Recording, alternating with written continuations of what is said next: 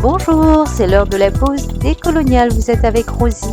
La pause décoloniale, c'est une émission diffusée sur Radio Jido puis podcastée. Les femmes du pays Kanaki, Nouvelle-Calédonie et d'ailleurs vous parlent de décolonisation et d'émancipation. Aujourd'hui, jeudi 16 juin 2022, pour notre 9e édition, nous vous proposons une interview d'Yvette Danguigny, femme de l'ère Haute-Mawap, qui compte parmi les initiatrices du projet La Route de la Natte. Dans le Pacifique, le tressage est une pratique ancestrale. On tresse des matières comme les feuilles de cocotier, les feuilles de pandanus, et de nos jours, on utilise encore les objets tressés comme les paniers, les couronnes, les nattes, et ils remplissent une fonction utilitaire, parfois même commerciale. Remettre au goût du jour cette pratique, c'est un des objectifs de la Route de la Natte, ce projet militant et culturel des femmes kanak.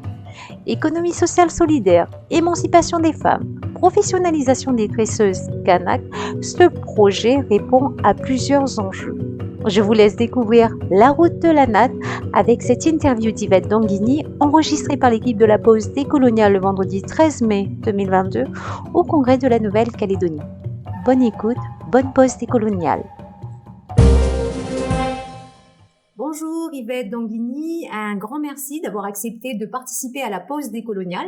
Nous sommes ravis de pouvoir enfin passer un moment de discussion avec vous. On sait combien vous êtes occupée en tant que militante politique et culturelle. Donc vous faites partie des femmes de l'ère Haute-Mawap qui ont initié la Route de la Natte, un projet qui a été lancé le 4 novembre 2015. Alors, vous le disiez sur votre groupe Facebook, en moins de 5 mois après le lancement de ce projet, les tresseuses ont reçu presque 150 commandes et réservations de nattes. Vous vous rendez compte à ce moment-là de l'impact de ce projet, tant au niveau de la demande que de l'implication des femmes. En 2016, vous annonciez un travail de recensement des tresseuses confirmées. Alors 50, c'est le nombre de tresseuses confirmées que vous aviez comptabilisé à cette époque. Mais bon, depuis, on s'imagine bien que ce chiffre a évolué. Alors l'actualité récente, mais alors très récente, c'est la signature d'une convention avec la SLN cette année, donc la société Le Nickel, qui vous apporte son concours humain, matériel et financier pour encourager cette valorisation et préservation de la culture locale à travers la natte. Donc, ils vous ont fait don de 5 ordinateurs portables reconditionnés. Ils vous apportent un soutien technique pour l'établissement d'un business plan, de fiches d'impact et de connaissances sur la revégétalisation minière. Et ils vous apportent également une enveloppe d'1 million pour une enquête sur la culture du pandanus en province sud, de Yaté à Tio.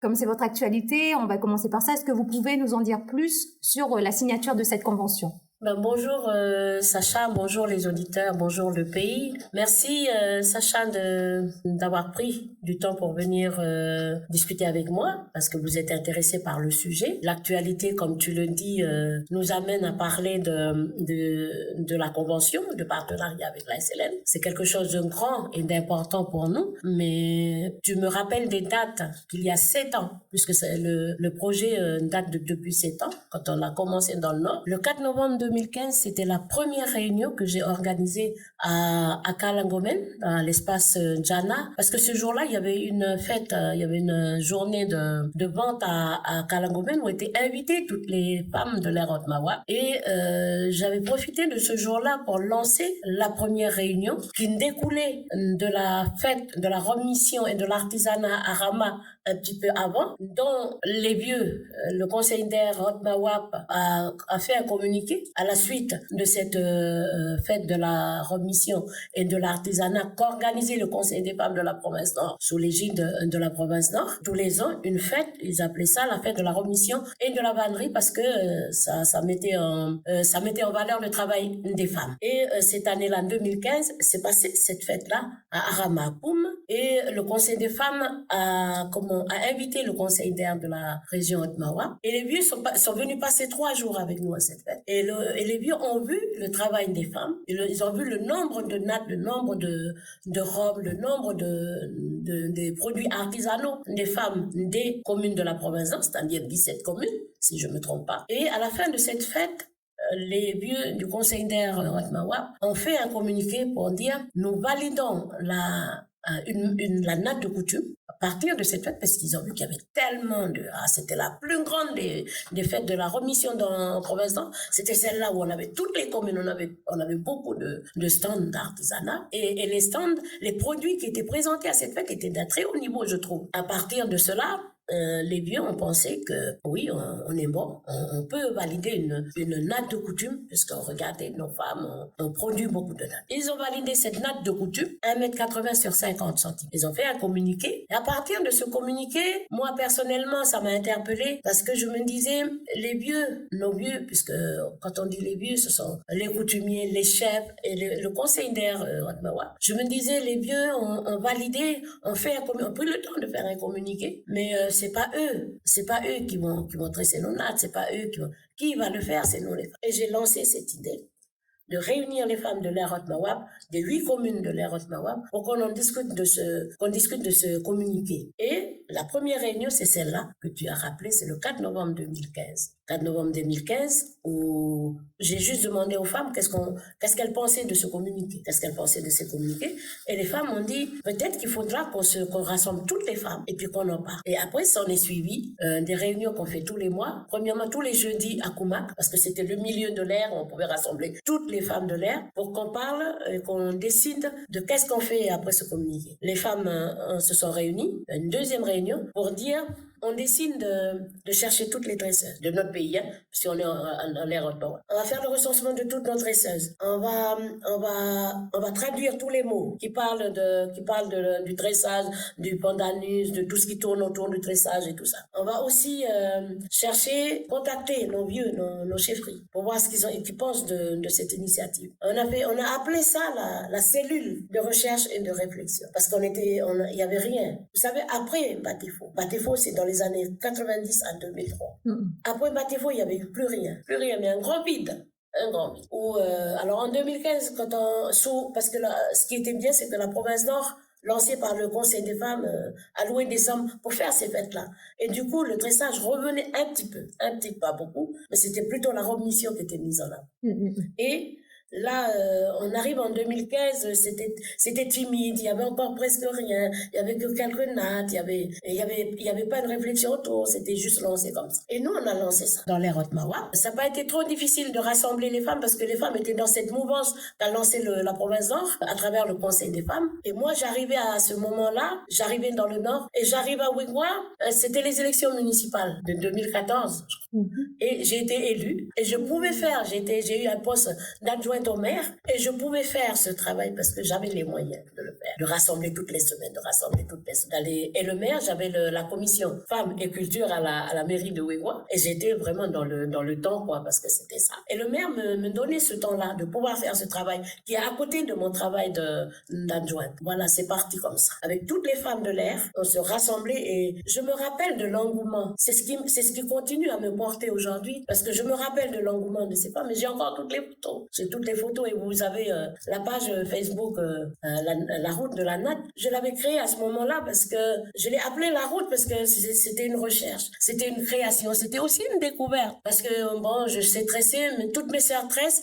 Notre maman nous avait légué ça, nos tantes, mais c'est resté comme ça. C'était pas prioritaire pour nous de tresser, parce que c'était tout laissé à l'abandon. Là, on faisait les coutumes, on allait chercher les tissus et tout. Il n'y avait aucune natte dans les coutumes dans la région de Mawab. Alors à ce moment-là, je dis toujours que c'est ce qui continue à me pousser aujourd'hui, c'est l'engouement qu'avaient ces femmes à ce temps-là, parce que elles y croyaient, parce qu'elles ont vu aussi le constat, elles ont fait aussi le constat qu'il n'existe plus. Et on était avec des femmes âgées, des femmes âgées qui étaient aussi, elles en voulaient aussi à travers ce travail de venir parler, de venir traduire, de venir, parce que il y avait aussi, à partir de ça, on a eu ce travail de la natte de bonjour. Là, je vous parle du communiqué qu'ont lancé les vieux de l'air Haute-Mawab pour la natte de coutume. Mais c'est accroché le travail de la natte de bonjour. Ah, donc avant, c'était d'abord la natte de coutume. C'était pas la natte de bonjour. Ça, c'est arrivé après dans vos réflexions. Voilà. La natte de bonjour. La natte de bonjour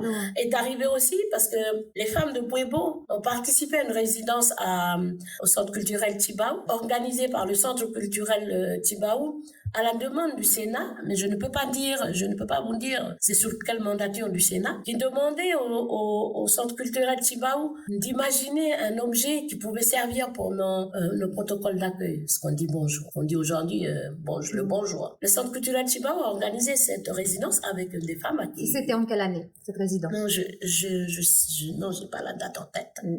Et des femmes de Puebo étaient venues. Entre autres, Madame Scolastique Mbouangibi.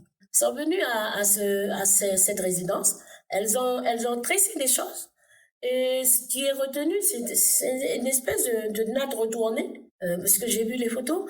Et puis c'est resté comme ça, sans plus. Et quand on a lancé l'histoire de la natte de coutume dans le Nord, les femmes de Puebo qui étaient à cette résidence sont venues, puisqu'elles font partie de toutes les fédérations du Nord.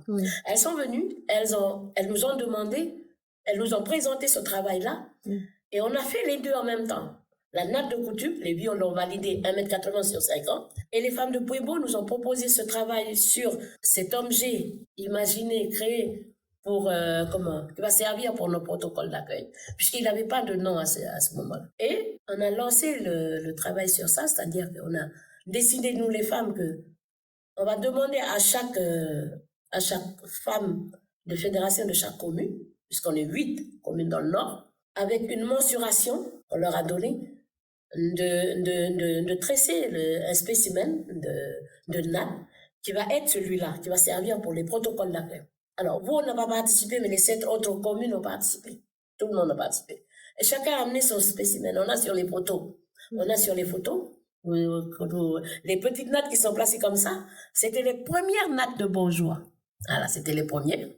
Et on a décidé que cette natte-là, cette natte de bourgeois, on va la faire valider par les vieux de l'air, Haute-Mawa. Parce qu'on sait très bien qu'on peut faire tout le travail, mais il faut toujours le faire valider quelque part. Alors, on décide de faire une route coutumière pour arriver à Ngatom. Alors, on décide, et j'ai demandé aux filles Arou, j'ai demandé à Ginette, paix à ton âme, à Ginette et à sa sœur Gilda, et leur frère Philippe. Arou était commission de la culture à l'air. Alors, j'ai demandé à Ginette si elle pouvait faire ce chemin coutume, demander à savoir qui pouvait nous emmener à Ngatom à l'air, parce qu'il nous fallait vivre ça aussi. Si c'est un travail qu'on veut affirmer, et puis que ce sera confirmé par les vieux, il faut qu'elles prennent une route coutumière. On ne peut pas enjamber comme ça. Voilà. Alors les filles, les sœurs Arou ont fait cette route. Elles sont venues à Kalangomen, et c'est, je me rappelle plus de monsieur, celui qui fait les discours à Kalangomen. C'est pas Abou, c'est l'autre monsieur qui fait les généalogies. Moi, j'ai oublié son nom, pardon à lui, mais c'est lui qui nous a emmenés à Ngatom. Et ce jour-là, on avait demandé rendez-vous à l'air, mais sans dire vraiment le pourquoi et combien on sera. Alors voilà, on arrive à la maison de l'air à Ngatom. On était 5 je sais pas combien de petites voitures. On arrive, on débarque, les vieux sortent. C'est la mandature de Loulou Tarou de Puebo. Les vieux sortent, ils nous regardent. Mais qu'est-ce qui se passe? Ils savaient qu'il y avait un rendez-vous, mais ils pensaient qu'il y aurait que 2 ou 3 femmes. Ben non, on a débarqué ce jour-là parce qu'il fallait qu'on affirme le travail. Il fallait qu'on affirme ce jour-là. Il le fallait. Parce que si on ne casse pas la barrière à un moment, on ne pourra jamais, si on reste toujours dans des positions de dire non, c'est toujours, non, il faut des fois casser les barrières, y aller. Parce que sinon, les vieux, on va toujours se dire, mais non, on ne peut pas parce que c'est comme ça. Non. Ce jour-là, on a cassé les barrières, on est rentré dans la cour de la maison de l'air, Mawapi. Les vieux sont sortis, nous ont regardés et tout. Bon, après, on sort. Alors, on prépare nos coutumes. Ce jour-là, on avait emmené des arbres, on avait emmené des nattes. Et on avait les 7 spécimens de nattes, là, parce qu'il fallait les présenter. Et on attendait d'eux la confirmation de dire qu'ils sont d'accord. Alors, on rentre. Bon, allez, on sort une grosse poubelle noire où il y avait les 7 nattes. On pose sur la table, les vieux nous regardent, on comprenait rien. Et comme d'habitude, on se regarde. Mais dans les couloirs, dehors, sur les vérandas, par la fenêtre, les femmes, elles étaient là. Même les femmes de bois, elles n'ont pas tressé leurs nattes, mais elles étaient là ce jour-là. Allez, on place les 7 nattes sur la table et on voit sur les photos. Et je me lève pour expliquer. C'est les vieux, quand ils savent pas, quand ils comprennent pas, ils regardent ailleurs parce que eux, c'est l'écoute, hein. C'est l'écoute pour s'imprégner. on regarde un peu là-bas, je fouille un peu dans les paniers, et on regarde un peu là-bas. C'est comme ça, nos vieux. Ils se comportent comme ça quand ils ne comprennent pas. Il y a un qui nous regardait, mais dans les yeux. C'est un monsieur, je crois qu'il est de Témala, ce monsieur. Il est sur les photos, de toute façon. Alors, je me lève, j'explique le travail. Les vieux, voilà, ils comprennent pas. C'est le président, Loulou Taro, ce monsieur, il a été comme enseignant ou en tout cas, c'est quelqu'un de très... Il écoute les autres, regarde ailleurs. Là, il faut tout faire pour attirer l'attention parce que c'est là ou jamais. Il faut que les vieux nous disent que, voilà, ils sont d'accord. On explique, voilà.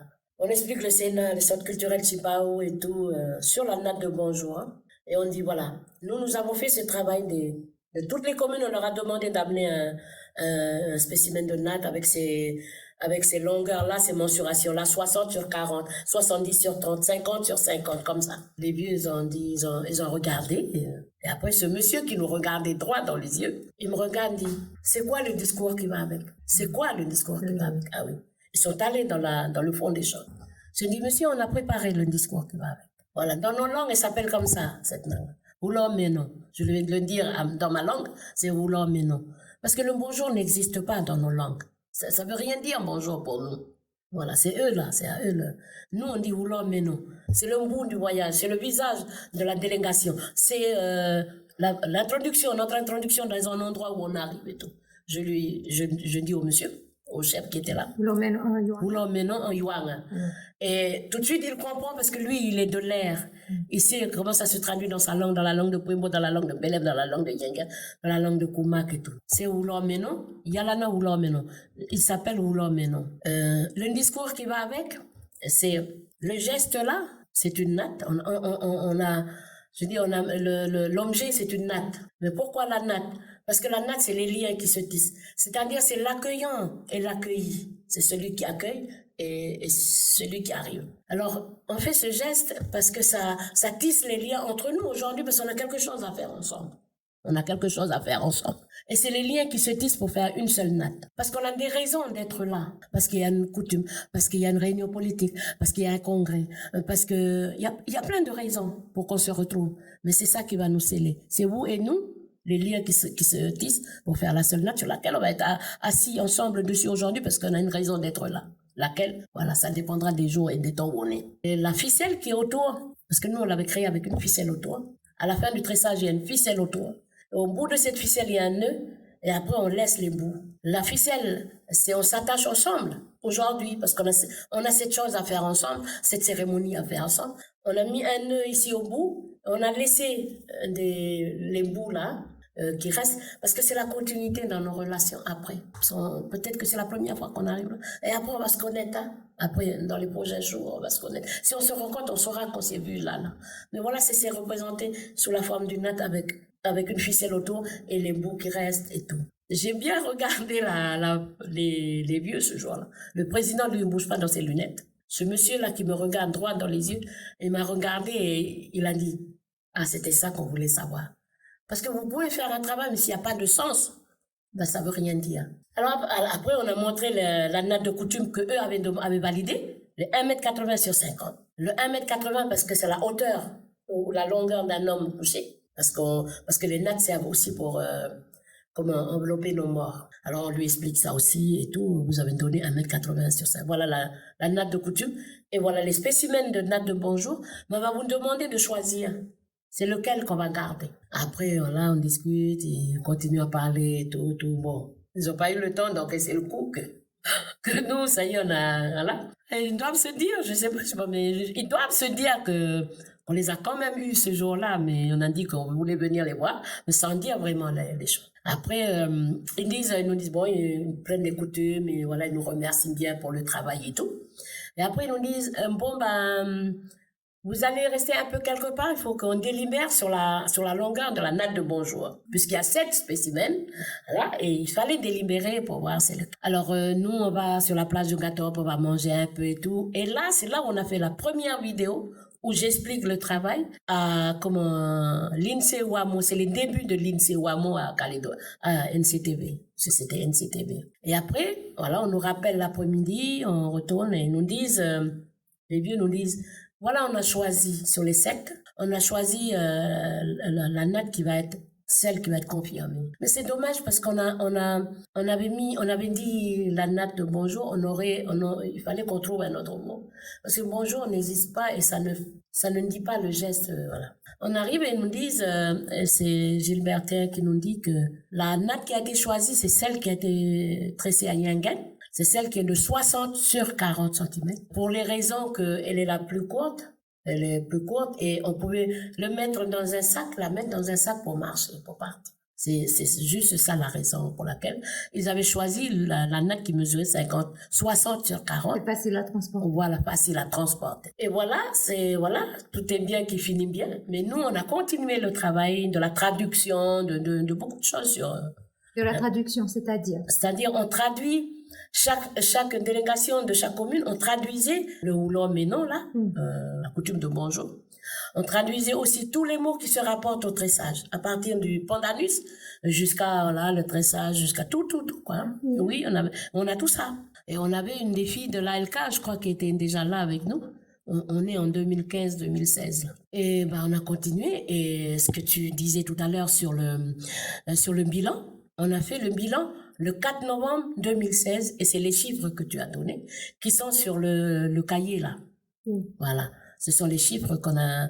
En 2016, vous étiez déjà à 50 tresseuses. Voilà, en 2016. Parce que je vous disais, l'engouement qu'avait les femmes en ce temps-là, quoi. Hein. Mais à cette époque, c'était que d'abord, ça tournait bien que dans l'air Haute-Marois. Oui, les commandes, tout ça, ça venait voilà, de l'air. c'était que Haute-Marois, puisque j'étais dans le Nord. Oui, j'étais dans le Nord, le travail se faisait dans le Nord. Oui. Et tous les chiffres sont les chiffres de la région que j'ai mis sur le cahier, les tout débuts de l'histoire. Oui. Voilà. Et en 2017, je termine la mandature à la mairie. Oui. J'avais plus les moyens et on arrivait au référendum de 2018 et ça s'est arrêté. En 2018, C'était dans l'engagement politique. L'engagement politique parce qu'on est ça aussi. C'est ça. Voilà. Voilà, c'est un travail de militant. Voilà, on est militante politique et tu l'as bien dit tout à l'heure et militante culturelle. Après, arrivé les élections provinciales, je suis en 14e position sur la liste. Et après, je suis pas passée, mais je redescends sur Nouméa et je dépose mon CV pour le groupe, ici au groupe. Ici au groupe, au congrès. Au congrès, au congrès. Comme ça, un petit peu... mais je me dis toujours que je suis guidée sur ce travail puis je suis heureuse pour ça. Parce que je me dis que même quand j'ai pas les moyens, mais je suis poussée par cette conviction de dire que j'ai raison de dire ce que je dis. Que j'ai raison de demander qu'on plante du pendanus. Que j'ai raison de continuer ce travail parce que si personne ne le fait, personne ne le fera pour nous. Et aujourd'hui, au regard de 7 ans après, la natte reste le dernier objet d'échange coutumier qui est la plus authentique, qui est la plus vraie. Puisque le constat du Sénat et des organisations de femmes disent, et tout le monde, on va dire tout le monde, disent que nos échanges coutumiers sont dénaturés par la présence d'apports extérieurs. Le manou. Voilà, le manou, les sacs de riz, les sacs de sucre et tout ça. Même la monnaie kanak, elle est faite en plastique et en laine aujourd'hui. Mais la natte kanak, elle reste la plus vraie, elle n'a pas de couleur, elle reste la plus authentique. C'est le dernier objet qui reste le plus authentique aujourd'hui. Et je me dis que je vais continuer parce que si on ne le fait pas, personne ne le fera à notre place. Si on ne le fait pas, on perd un objet. Si on ne protège pas le pendanus, on perd le savoir-faire. Si on perd le savoir-faire, on perd un objet d'échange coutumier qui est la natte. On perd une part de notre identité. On perd une part de notre identité, on perd notre culture. Je dis toujours, quand on parle de tous les objets, de tous nos objets culturels, les sculptures aujourd'hui servent à quoi? Est-ce qu'ils ont la même mission et la même vocation que les vieux leur ont donné? Ou c'est juste pour se faire de l'argent et puis ça garnit les hôtels, les salles d'attente, les carrefours, les ronds-points aujourd'hui? Est-ce que ça sert vraiment? C'est peut-être une mémoire, mais moi je dis que ça n'a plus la même vocation. Il manque le discours qui accompagne les objets. Aujourd'hui, comme les flèches fêtières. Mais les flèches fêtières servent à quoi? Elles servent à garnir des maisons, le haut de la maison, de la case. Parce que les vieux lui ont donné des missions. Et les là-haut, elles servent à quelque chose. Voilà. Mais est-ce qu'elle a la même mission aujourd'hui? Je sais pas. Il faudrait que les sculpteurs me disent ça. Mais je suis convaincue que le dernier objet qui reste aujourd'hui, qui est vrai, qui est authentique, c'est la natte. Si on enlevait la natte, il nous resterait quoi? Il ne resterait que les tissus. La monnaie kanak, aujourd'hui, je ne vais pas dire qu'elle est fausse. Mais je vais juste dire qu'on a rajouté du plastique à l'intérieur quand il n'y a pas de dose de roussette, mais ils ajoutent du plastique. Et aujourd'hui, on l'embellit avec de la laine et puis il y a des trucs plastiques et tout ça. Non, je suis pas... Parce que ce qui compte, c'est quoi? Ce qui est important dans ça, c'est le discours que tu poses sur l'objet. Mais aujourd'hui, tout est, je veux dire, on fait ça pour vendre, hein, on fait ça aussi pour, là, comme pour la nappe. Mais aujourd'hui, ce qu'on dit, c'est que les femmes doivent tresser pour les clans dans lesquels elles sont assises. Après, on parlera de vendre après. Il faudrait que ça reste authentique quelque part, que ça reste vrai. Mais peut-être qu'on ne pourra pas parce qu'on rentre, voilà, la modernisation fait plein de choses, nous amène plein de choses. Mais je dis aujourd'hui que la natte reste et on doit la protéger. On doit protéger le pandanus. Le travail que vous avez fait après à l'ère Otmawa, vous l'avez répandu dans les autres aires aussi? Voilà, alors à partir de ce qu'on a fait dans l'ère Otmawa, le Conseil des femmes, sous la mandature de Madame Albertine Boéné, feu Madame Albertine qui est décédée dans sa mandature, elle a introduit dans le travail du Conseil des femmes. Mais aujourd'hui, la natte de bonjour, elle est pays, elle est nationale. On voit des photos du président de la province qui le donne à un Américain, donne à un Australien. J'ai les photos parce que je trouve vraiment... Justement, comment elle est devenue pays, cette natte? Elle est devenue pays, c'est qu'on en trouve partout. Et comment on en est arrivé à dire que de l'ère Otmawa, on part dans les autres régions pour que ça devienne pays, que toutes les femmes des aires, elles puissent tresser la natte de bonjour? Parce que le geste, il est pays. Le geste nous appartient. Et je veux dire, le geste de s'introduire quelque part, il est pays, il est à nous. Et quand c'est un travail femme, mais je dis aussi, parce que c'est un travail culturel, où il est possédé par nos choses, par nos esprits. Voilà. Et quand les personnes qui ne sont pas de l'air ont vu, ils ont pris parce que c'est quelque chose qui nous appartient. Je veux dire, le geste nous appartient. Partout où tu vas, tu fais là. Mais nous, on le fait parce que tu es canard partout où tu es. Mais les autres, ils se sont imprégnés de la chose, de l'objet. Parce que c'est notre objet. C'est comme quand tu vas acheter ceux des Chinois. Parce que ça ressemble à notre objet. C'est pas notre objet, c'est pas fait avec nos mains. C'est fait quelque part dans un métier à tisser. Mais c'est qui formait alors les tresseuses? Parce que comme vous avez défini des dimensions pour la natte de coutume et la natte de bonjour. Oui, mais après, quand le conseil des femmes a pris le travail pour imprégner les autres fédérations, pour dire il faut que l'on travaille parce que le communiqué qu'a fait l'air, il a fait à une fête qui est organisée par la province Nord. Et du coup, c'est le conseil des femmes a récupéré aussi ce travail pour dire voilà. C'est le conseil des femmes qui a récupéré ce travail. Elle a introduit demandé à toutes les fédérations de travailler sur la natte de bonjour. Après, on a des nattes qui sont faites à l'image des autres aires. Il y en a d'autres qui mettent des coquillages, des plumes. Après, c'est la création, parce que c'est une création. Le geste n'est pas une création, mais l'objet qui représente le geste est une création. Puisque la natte de bonjour n'existait pas.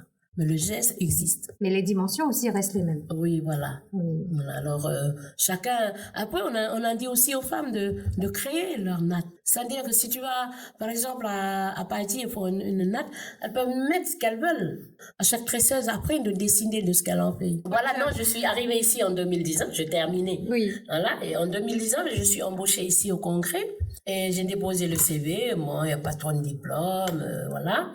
Mais il y avait cette histoire de natte que j'ai mis sur mon CV. Mais toujours guidée par cette histoire. Il y avait plusieurs personnes qui ont postulé, parce que Pierre Chanel avait demandé que ce soit alors que les gens déposent le CV. Puis moi, j'habitais chez ma sœur à Auteuil. Alors cette sœur-là, c'est une grande tresseuse, elle est mariée à Lifou et tout, elle est une grande tresseuse et tout. C'est ma petite sœur, mais c'est comme ma mère, elle s'occupe de moi et tout. J'arrive là-bas, elle me dit, tu as déposé ton CV? Je dis, oui, j'ai déposé mon CV, mais sans grande conviction peut-être. Mais moi, j'y crois toujours, je suis accrochée à ça. Il me faut un poste pour pouvoir continuer ce travail. Il me faut un téléphone, il faut Internet pour moi, pour continuer. Parce que je dis, il faut que je continue. Je crois toujours que je suis sur la bonne voie. Voilà, et Joanito m'appelle un jour, Madame Danguigny, voilà, il faut venir voir. Ah oui, viens voir. Puis moi, c'est peut-être pour un travail militant, politique, je sais pas, aller debout sur les ronds-points comme on fait toujours, aller au Waka et tout. Parce que si je n'étais pas prise, je rentrais à Ouigwa et puis voilà. J'arrive ici, au 4e, Joanito qui me dit... voilà, je t'appelle pour te dire que tu as été recrutée ici et tout. Comment ça, tu dis vrai là, ou tu es en train de me... D'ici, là, tu es recrutée. Je dis, mon Dieu, merci Seigneur. Je commence à calculer la chose. Ah, je vais avoir les moyens d'appeler les femmes et de continuer à faire. Parce que moi, c'était ça. Il faut que j'ai le moyen de pouvoir appeler les femmes pour leur dire ça, pour faire les réunions et tout. Et je recommençais en 2019 ici. Du 4e étage de l'immeuble Le Phare, je recommence à refaire les réunions. J'ai commencé là. Les toutes premières réunions, je suis allée à Thio, je suis allée à Poneriwa, je suis allée à Yaté, je suis allée partout. Et les réunions, c'était quoi l'ordre du jour de ces réunions, du coup, parce que ça a dû évoluer alors. Oui, alors, même les tout débuts, je n'avais pas encore la création d'un diplôme et puis tout ça, mais moi, je leur demandais de planter du pandanus. Je faisais les réunions pour leur demander que le projet, je vais le porter comme un projet aujourd'hui, à partir d'ici. Mais moi, je vous demande de planter du pandanus et de continuer à tresser. À partir de 2019, le mot d'ordre, c'est qu'il faut planter du pandanus. Planter du pandanus, oui. Puisque j'étais hors de Haute-Mawap, aujourd'hui, après, je cherchais, parce que c'était un projet qu'on a créé et imaginé de toutes parts, à partir des constats. Ben, les constats, c'est que dans nos coutumes, il ne reste plus rien de nous. Il y a l'argent, il n'est pas de nous. Les tissus ne sont pas de nous. Les nattes ne sont pas nos nattes. Sac de riz, sac de sucre, carton de poulet. Il n'y a rien de nous. C'était ça les constats à partir desquels on a commencé. Le constat du Sénat, de tout le monde, des associations de femmes et tout. Et arrivé ici, il fallait quand même trouver comment il fallait commencer. Parce que c'est imaginer tous les jours. Hein. C'est imaginer tous les jours comment tu vas faire. Mais l'objectif, c'est planter du pandanus. Beaucoup de pandanus, il faut pouvoir les planter. Pour pouvoir les tresser. Pour qu'il y ait plus de nattes dans nos coutumes. Parce qu'on était déjà à cette époque à une pénurie. Vous commencez à avoir une pénurie. Oui, non, mais il n'y avait pas. On n'avait pas de nattes. Non.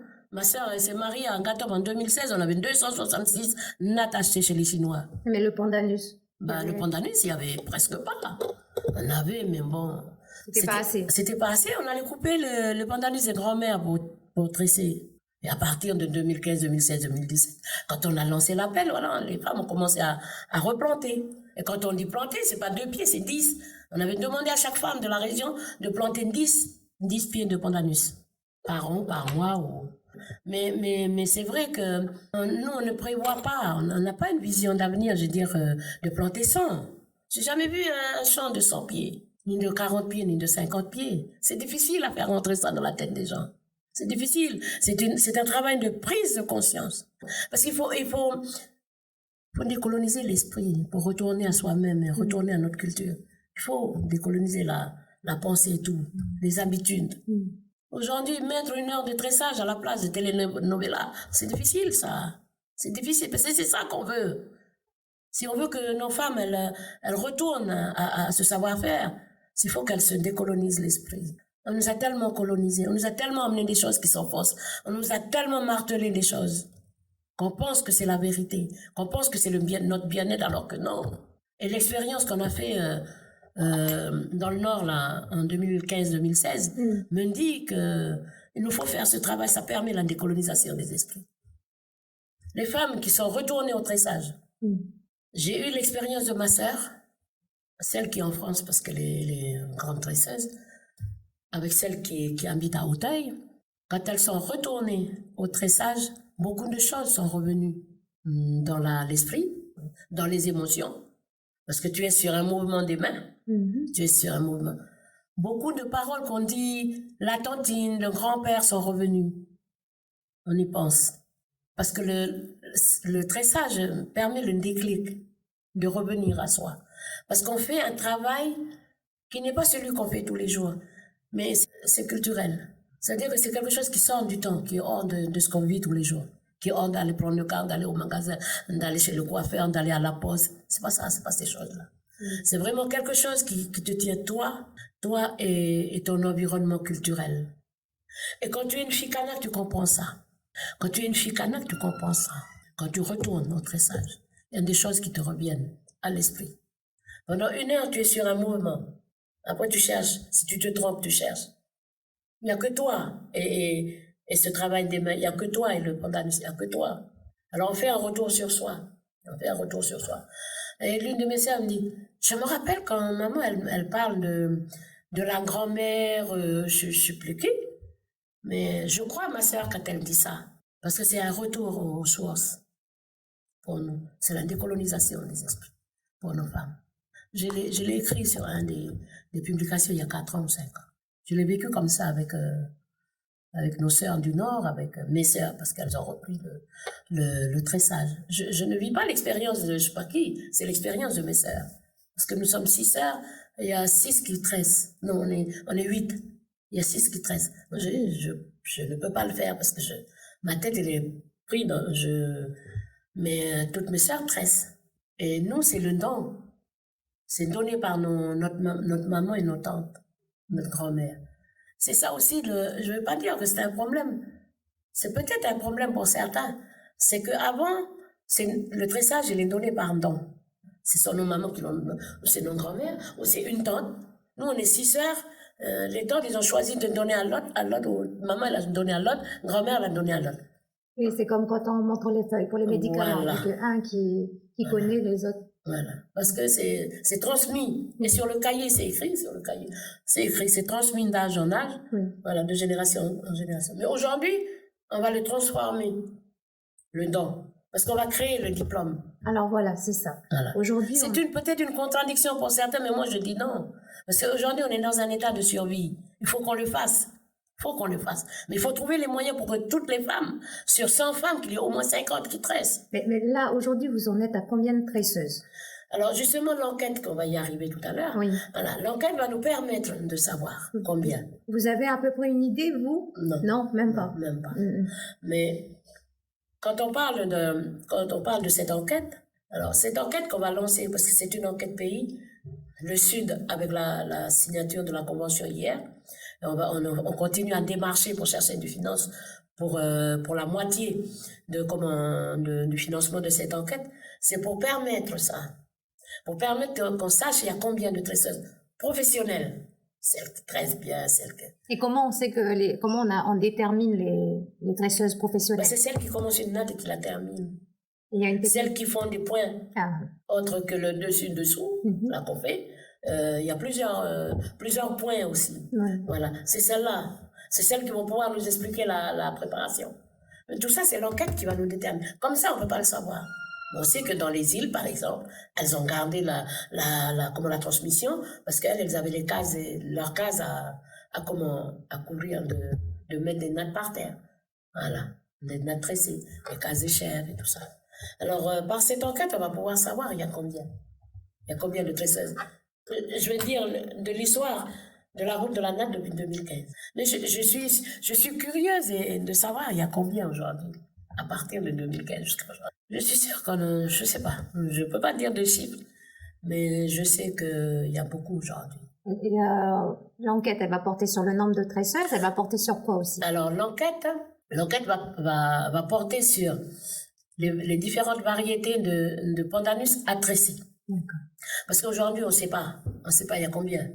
Bon, je dis, moi, mes sœurs, je sais pas, ma sœur qui est à hauteur, elle doit savoir lequel pandanus.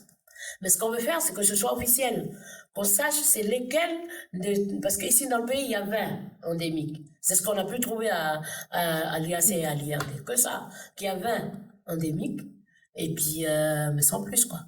Alors, les tresseuses elles-mêmes vont nous dire, parce que les sources vont venir des tresseuses. Combien il y a de pandanus à tresser? Après, dans quel sol poussent les pandanus?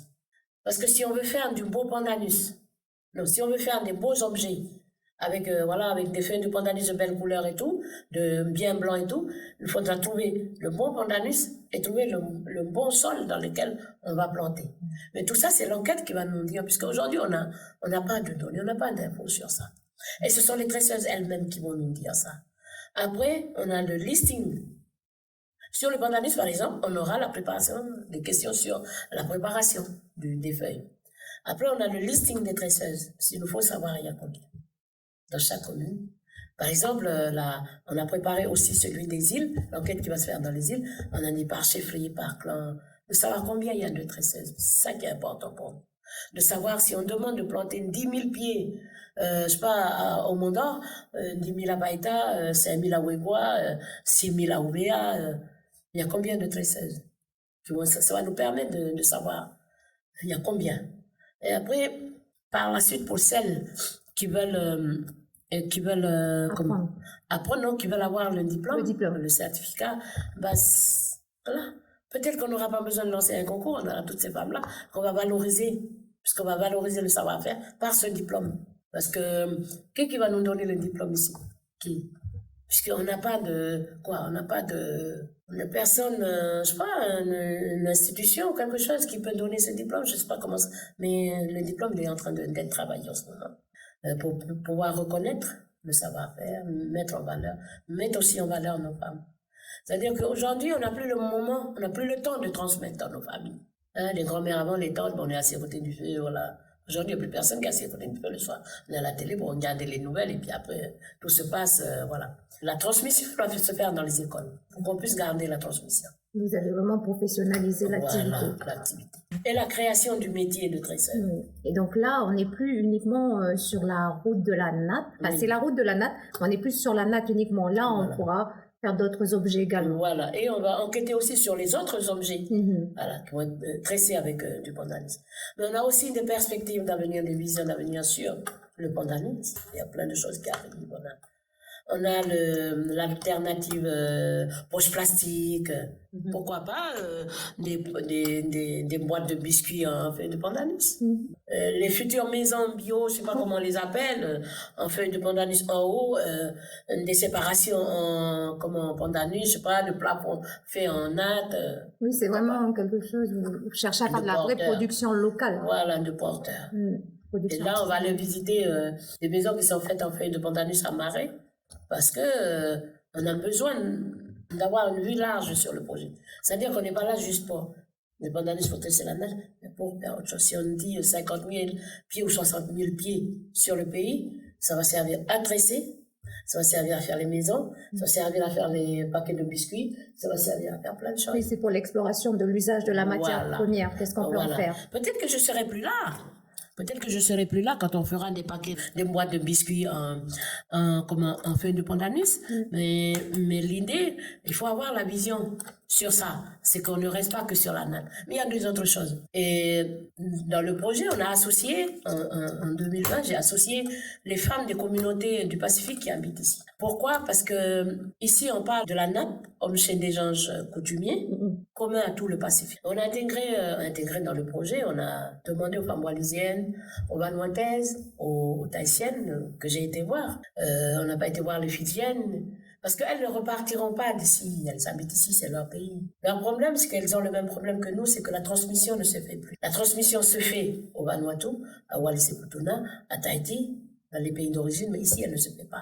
Ne se fait plus. Ils ont le même problème que nous sur la transmission. Alors on les a intégrés dans le projet parce que on va demander comme je vous disais tout à l'heure, de planter 60 000 pieds de pandanus. Mais ça ne va pas servir qu'à nous. Elles aussi, elles vont acheter les feuilles pour faire leur natte, pas pour faire la natte kanak, mais faire leur natte à eux. Comme ça, elles ne perdent pas. C'est aussi une façon de ne pas les oublier parce qu'elles habitent le pays.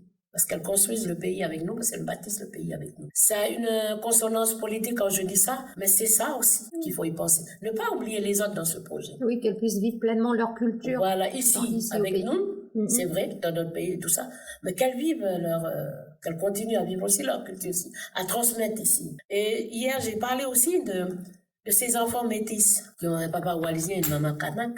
Alors les enfants, ils tressent quelle natte quand c'est comme ça? Ils tressent la natte kanak ou la natte wallis? C'est tout ça, toute la réflexion, toi.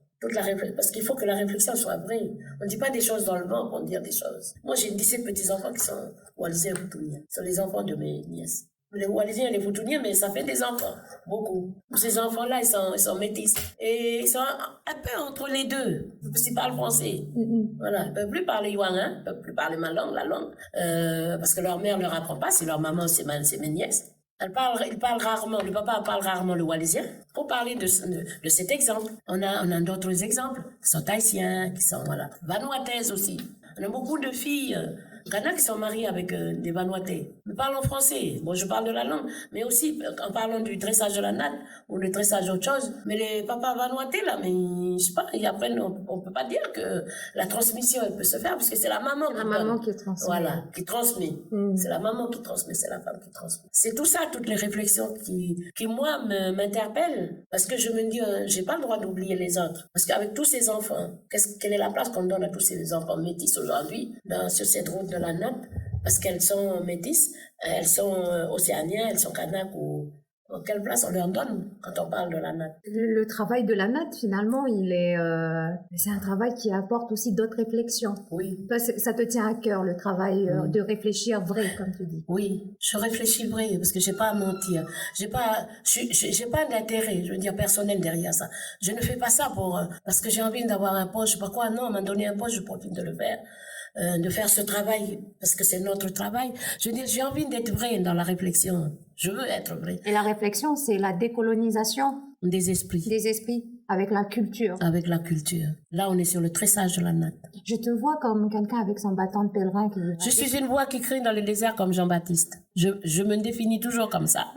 Dans les tout débuts, parce que quand je parle de la natte, par exemple, on va présenter au Sénat, la première présentation au Sénat, je vois certains sénateurs qui me regardent droit dans les yeux, puis il y en a d'autres qui sont toujours en train de fouiller un truc dans le sac, qui vont fumer dehors, ils reviennent, parce que ça gêne. Est-ce que tu penses que ça gêne aussi parce que tu es une femme? Parce que je suis une femme, puis que j'ai pas une voix de femme. Parce que tu portes haut aussi. Voilà, parce que je porte haut je veux dire le combat. Je veux dire, je porte haut, je vais pas pour les caresser dans le sens du poil. Je te laisse pas. Je dis parce que vous avez dormi, parce que vous n'avez pas fait les choses, on perd la transmission. Les femmes, parce qu'il faut que ça vienne de la chefferie. Il faut que la parole vienne de la chefferie pour dire, obligatoirement on doit tresser, obligatoirement on doit planter du pandanus, parce qu'on est dans un état de survie. On est dans un état de survie dans notre culture, non. Si on fait rien, personne ne le fera, premièrement. Mais si on fait rien, on perd tout. On est toujours en train de faire des discours devant des tas de kilos de riz et puis de poulet congelé. C'est pour ça que je dis que la parole de la transmission du tressage de la natte doit venir des chefferies, des chefs. C'est eux qui doivent dire. Parce que quand ils vont le dire, ça va faire tilter, ça va faire le déclic. Quand c'est moi qui le dis, ben oui, c'est Madame Dangutia, mais c'est Yvette qui dit. Alors, moi, je vais prendre mon bâton de pèlerin et je vais aller voir les chefs. De toute façon, je le ferai, j'ai déjà programmé de faire. Je le ferai peut-être pendant 10 ans, mais j'irai voir tous les chefs pour leur dire. C'est votre travail de donner l'obligation aux femmes et aux clans de planter du pandanus et de demander que la transmission se fasse dans les familles, la transmission de la natte. Mais finalement, ce que vous soulevez là, c'est un problème aussi qui concerne pas que la natte. Non, c'est un problème de société aujourd'hui. C'est devenu un problème de société. Et ça va devenir un problème de société si on ne fait rien. Si on ne tire pas la sonnette d'alarme, si on ne martèle pas tous les jours, si on ne le dit pas tous les jours, si je ne fais pas de publication tous les jours pour parler de la natte, pour dire que c'est le dernier objet culturel qui reste, d'échanges coutumiers qui restent. Personne ne le fera pour nous. Parce qu'il y en a d'autres qui ont vraiment envie que tout ça se termine et puis qu'il reste, sans culture. Ça. Non, il faut qu'on continue Parce que moi, j'y crois.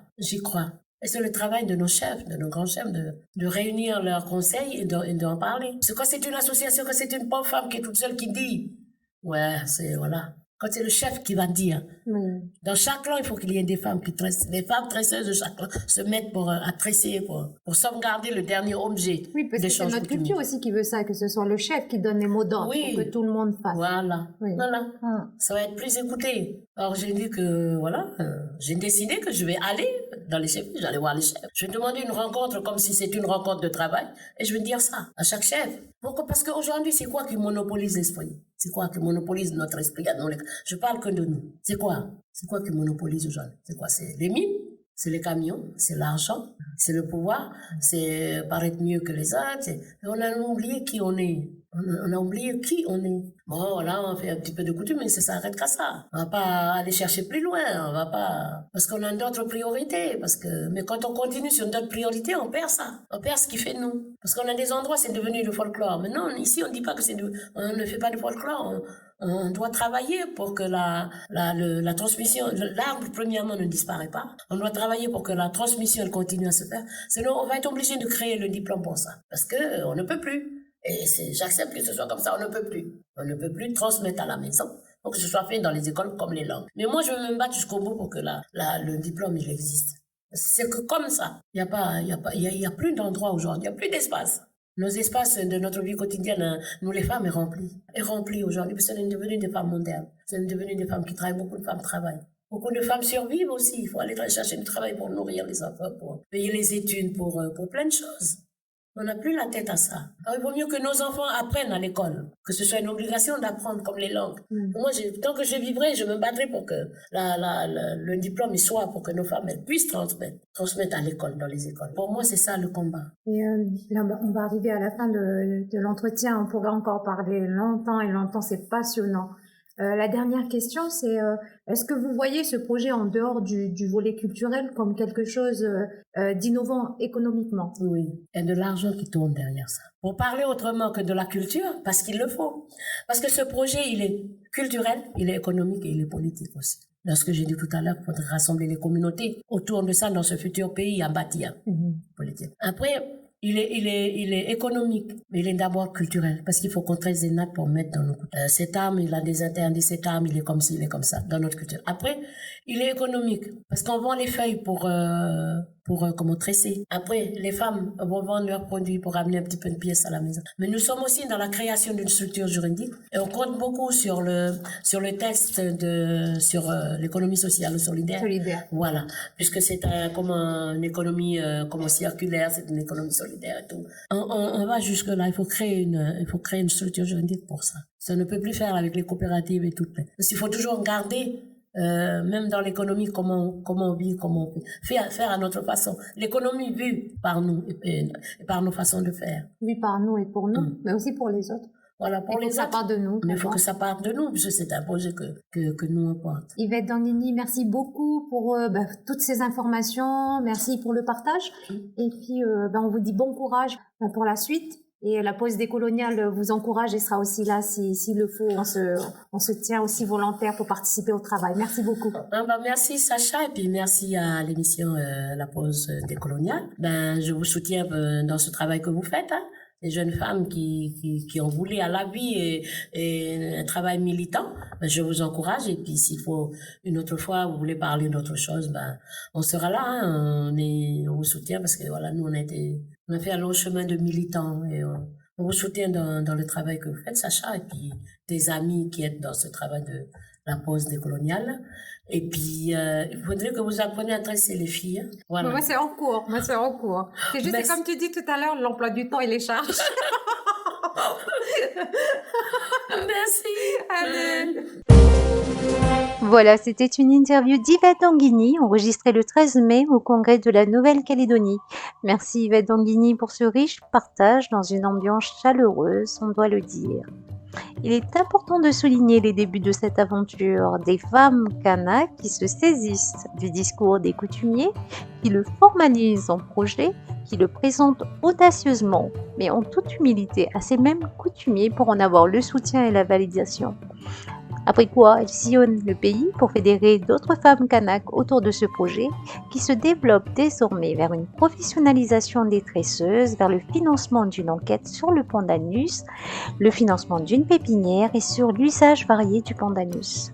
Donc c'est une pratique ancestrale qui est remise au goût du jour et qui répond aux enjeux de développement durable, d'économie sociale et solidaire, d'autonomisation des femmes kanak et qui ouvre d'autres perspectives d'utilisation de ce matériau pour la construction d'habitats, par exemple. Clin d'œil aux travaux du gouvernement sur l'habitat océanien. C'est la fin de notre 9e édition consacrée à la route de la natte. Merci à l'équipe de la pause décoloniale. Merci à Radio Jido pour la diffusion de cette 9e édition qui sera, comme toutes les autres éditions, podcastée sur notre chaîne YouTube et sur le site Présence Kanak. Quant à moi, je vous retrouve le jeudi 30 juin, 13h30, toujours sur les ondes du Canal K pour une émission spéciale avec nos chroniqueuses de la pause décoloniale. À bientôt!